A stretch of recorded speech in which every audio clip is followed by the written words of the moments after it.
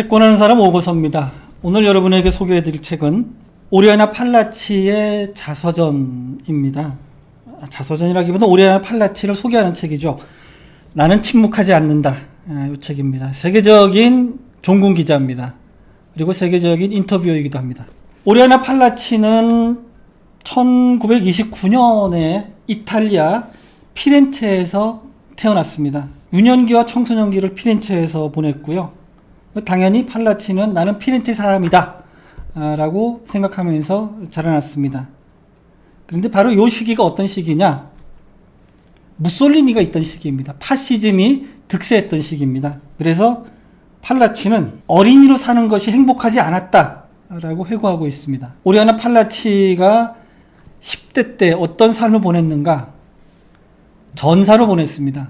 파시스트 독재 정권에 항거하는 레지스탕스 운동에 참여했던 겁니다. 부모님이 레지스탕스였고 팔라치가 어렸기 때문에 레지스탕스들을 연결하는 연락병의 역할을 맡았습니다. 10서너 되는 어린 여자애였기 때문에 파시스트들이 의심을 하지 않았죠. 그래서 무기도 나르고 비밀 신문도 나르고 또 파르티잔에 합류한 동지들을 연결하는 연락책 역할도 했습니다. 어린 전사였다. 이렇게 얘기할 수 있습니다. 팔라치의 직접적인 회고는 이렇습니다. 나는 내 방식대로 전쟁을 치렀다. 공격하는 전쟁이 아니라 나 자신을 보호하는 전쟁. 나는 비록 머리 따은 어린애였지만 내 행동을 온전히 이해했었다. 불가피하다면 나 자신을 희생할 준비도 되어 있었다. 그 누구도 절대 죽이지 않기 위해서. 팔라치는 그 엄혹한 전쟁을 겪으면서도 전쟁에 반대했고 자기 목숨을 바쳐가면서까지 평화를 위하려고 생각했던 것입니다. 해방이 되자 학교로 갑니다. 당연히 공부를 했어야 됐죠. 그런데 파르티잔 운동을 하던 어린애가 다른 애들처럼 학교 공부를 하기는 참 어려웠겠죠. 그래서 학교에서 교과서로 채택되는 헤로도토스 역사 이런 것을 갖다 옆에 제껴놓고 당시 좌파들의 교과서였던 안토니오 그람시, 마르크스의 공산당 선언, 카를로 로셀리 이런 사람들의 정치 서적을 읽곤 했습니다. 그리고 읽는 것만으로는 부족해서 정치 집회에 참석하고 있습니다. 어린 팔라치에게는 모든 것이 새로웠고 그곳에는 존경할 만한 사람들이 많았기 때문에 학교에서 가르치는 제국군, 계몽주의 이런 것을 공부하는 것보다는 훨씬 더 많은 것을 배웠다라고 얘기하고 있습니다. 그럼에도 불구하고 학교 공부를 대단히 잘했습니다. 성적도 잘 나와서 피렌체 대학교 의학부에 진학을 했습니다. 그런데 집안이 가난해서 의학 공부를 할 만큼의 학비를 대기가 어려웠다고 합니다. 그래서 팔라치는 대학을 그만두고 취직을 하게 됩니다. 이때가 16살입니다. 첫 번째 직장이 신문사였습니다. 신문사 보도국장을 찾아가서 일을 하고 싶다고 했더니 그럼 너 한번 논설이란 걸 한번 써봐라. 네 주장을 한번 써봐라. 라고 했는데 연필을 준 게 아니고 타자기를 줬다고 합니다. 타자기는 처음 보는지라 팔라치가 소위 독수리 타법으로 몇 시간에 걸쳐서 논설 비슷한 걸 썼다고 합니다.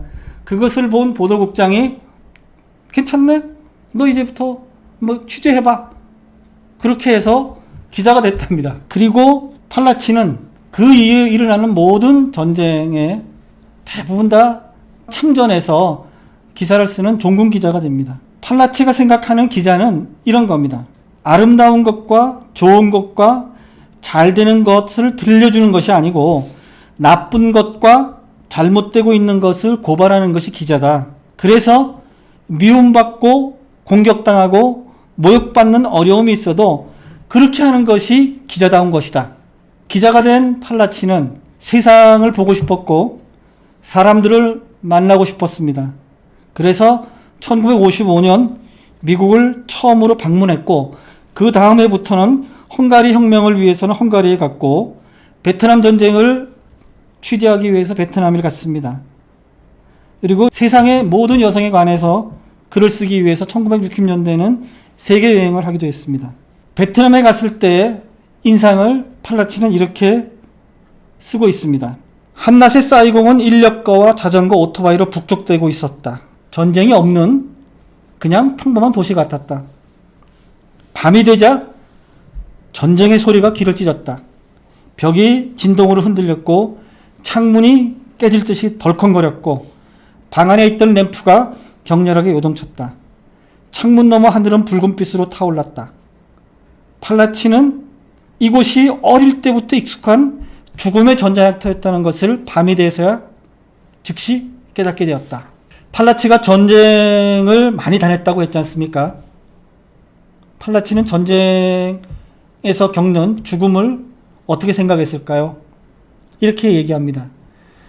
팔라치는 전쟁의 위기에서 언제나 두려워했고 항상 두려움을 느꼈다. 베트남에서도 두렵지 않은 날은 없었다. 용기가 있다는 것은 두려워하지 않는다는 것이 아니다. 두려워도 행동하는 것이 용기다. 라는 말을 남겼습니다. 실제로 전쟁에서 총을 3번이나 맞습니다. 바로 멕시코였습니다. 멕시코 정부에 반대하는 시위대를 취재하던 중에 총을 3군데를 맞습니다. 등을 관통당하고 다리에 총을 맞았습니다. 그렇게 피를 흘리는 팔라치를 경찰들은 내팽개쳤습니다. 죽은 사람들이 많아서 죽은 사람들을 모아놓은 곳에 팔라치도 버렸던 거죠. 팔라치는 총을 맞는 순간 과다출혈로 내가 죽거나 살아난다 하더라도 몸이 마비되거나 평생 다리 하나로만 살아야 될 것 같다라는 엄청난 두려움이 밀려왔다고 합니다. 팔라치가 보이지 않자 같이 종군을 하던 독일 기자가 멕시코 사령관한테 집요하게 요청을 합니다. 군인들이 시체를 막 뒤졌습니다. 그리고 머리채를 움켜잡고 팔라치를 끌어냈는데 이 팔라치가 거의 죽었다고 생각하고 다시 시체 더미에 던져버립니다. 그때 다행히 팔라치가 군인들을 욕을 합니다. 기자들이 팔라치를 찾아내서 병원에 옮깁니다. 그래서 살아났고 그 후에 팔라치가 다리를 절게 됩니다. 팔라치는 베트남전을 끝으로 종군보다는 각국 세계 지도자, 국가 정상들과 인터뷰를 하기 시작했습니다. 그런데 인터뷰는 언제나 팔라치에게도 큰 부담으로 다가왔다고 합니다. 인터뷰를 잘 하려면 인터뷰의 마음속으로 들어가서 빠져들어야 한다고 했는데 그 안에서 폭력성과 잔인함을 보는 것이 항상 불편했다고 합니다. 그럼에도 불구하고 팔라치의 인터뷰는 치열하기로 유명했습니다. 소위 팔라치 스타일이라는 것이 나올 정도였습니다.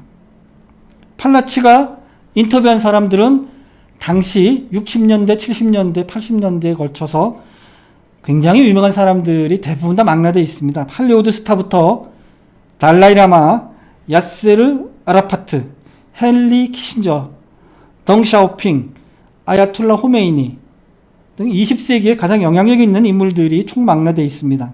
팔라치는 스스로 인터뷰를 통해서 저널리즘을 개척했다고 생각합니다. 그만큼 팔라치 인터뷰는 언제나 엄격하고 정확했습니다.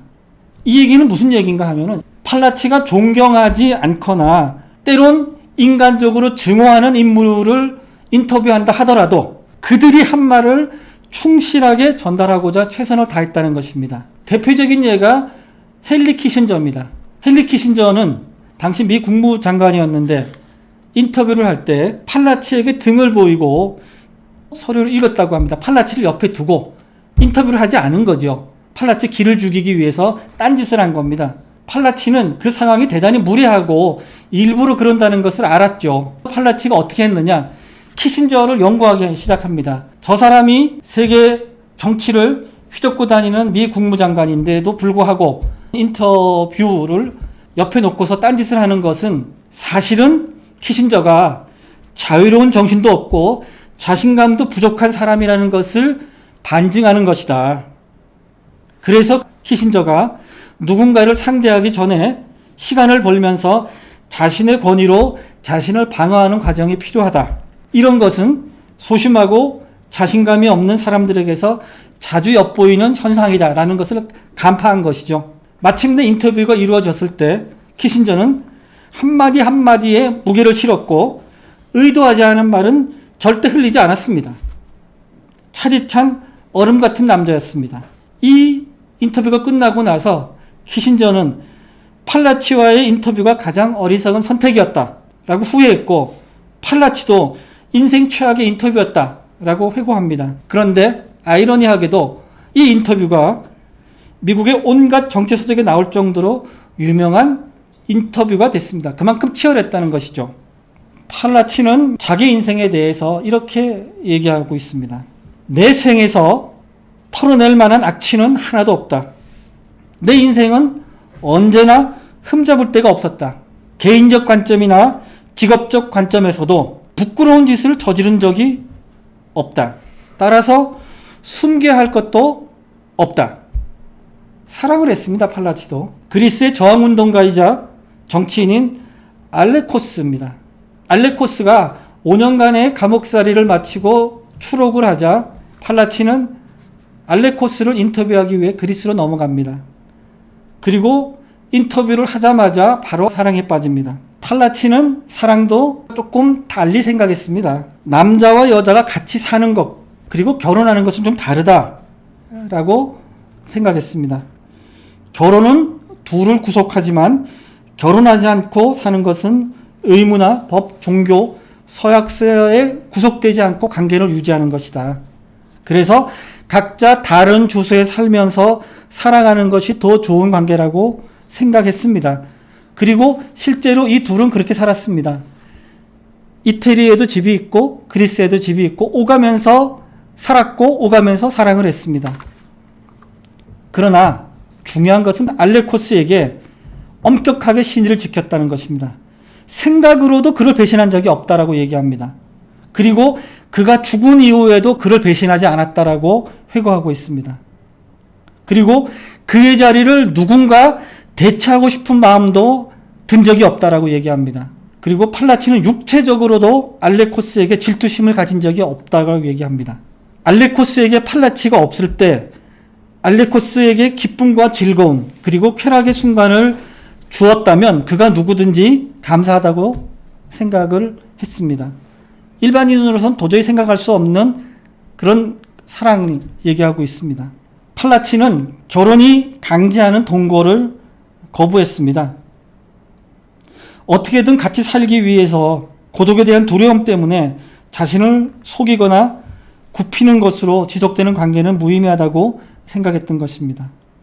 팔라치는 객관적이라는 것을 믿지 않았습니다. 팔라치는 자기가 본 것, 들은 것, 증명한 것만 믿었습니다. 기자이긴 하지만 글 쓰는 것을 싫어했다고 합니다.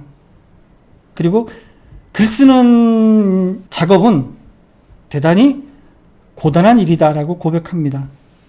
글을 잘 쓰기 위해 최선을 다하고 진실하게 책을 쓰려고 노력하지만 허접스러운 내용의 책을 내려고 아름다운 숲의 나무가 베어져서는 안 된다고 생각했던 것입니다. 팔라치는 결코 죽음을 두려워한 적은 없습니다. 죽음의 고비를 여러 번 넘겼죠. 그런데 전장에서 살아남은 팔라치를 점령한 것은 암이었습니다. 암은 팔라치의 육신을 좀먹고 전신으로 퍼져 마침내 팔라치의 목숨을 빼앗아갔습니다. 팔라치는 그야말로 불꽃 같은 삶을 살다 갔습니다. 10대 소녀로서 파르티잔이 되었고 종군 기자로 전 세계 분쟁 지역을 누볐습니다. 억압과 전체주의에 반대했고 사회주의자로 살았고 국적은 달랐지만 같은 생각을 지닌 알레코스와 화염 같은 사랑을 했습니다. 저는 이 책을 읽으면서 팔라치보다는 한 세대 앞을 살았던 두 사람이 떠오릅니다. 한 사람은 멕시코의 화가 프리다 칼로입니다. 소아마비에 어릴 때 입은 교통사고로 평생 고통을 받으면서 살았지만 관능적이고 개성 강한 자신만의 그림을 그린 불꽃 같은 삶을 산 여걸이었습니다. 또 한 명은 한국 최초의 여성 서양 화가인 나혜석입니다. 여권 신장을 옹호했고 3.1 운동에 참가했다가 투옥되기도 했습니다. 도쿄 미술전문대학에서 유화를 전공했고 1920년대에는 유럽의 미술관과 박물관을 다니며 견학하고 파리에서는 야수파 계열의 그림을 그리기로 했던 시대를 앞서갔던 여성입니다. 세 명 모두 시대를 아프게 살았고 치열하게 살았고 시대를 앞서갔던 사람입니다. 불꽃 같은 삶을 살다간 세 여성의 삶을 기리고 싶습니다. 제가 주는 별점은 셋입니다. 여러분은 몇 점을 주시겠습니까? 감사합니다.